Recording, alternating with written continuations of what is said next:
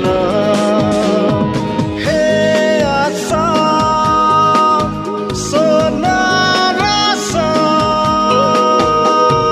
हे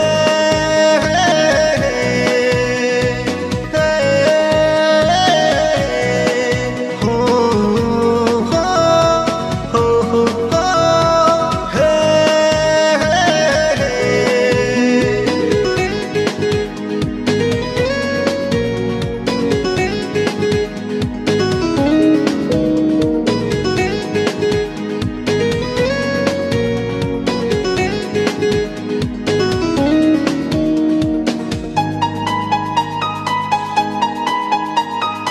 आनी रोहे गोरा बगान कर दिल शासन पूरा सब करके चल गेले कपना का बहाई दिले मजदूरेर घाम।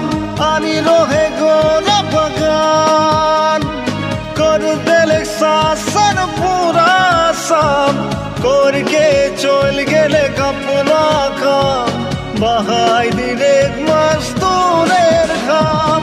जाग रहो तुई निदावे करली तोके प्रणाम।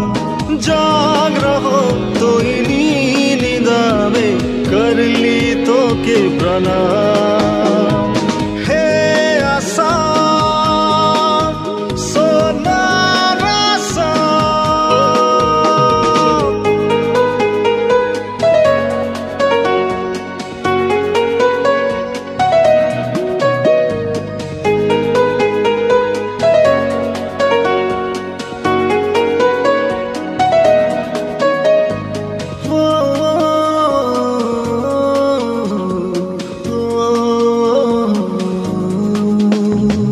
कहाँ देखिली मारामारी, कहाँ देखिली अत्याचारी, कहाँ देखिली गोलाबारी, भोई लागे करते सवारी।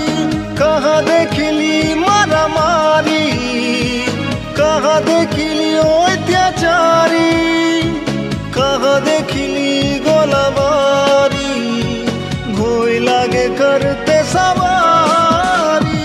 जाग रहो तुई निदावे करली तोके प्रणाम।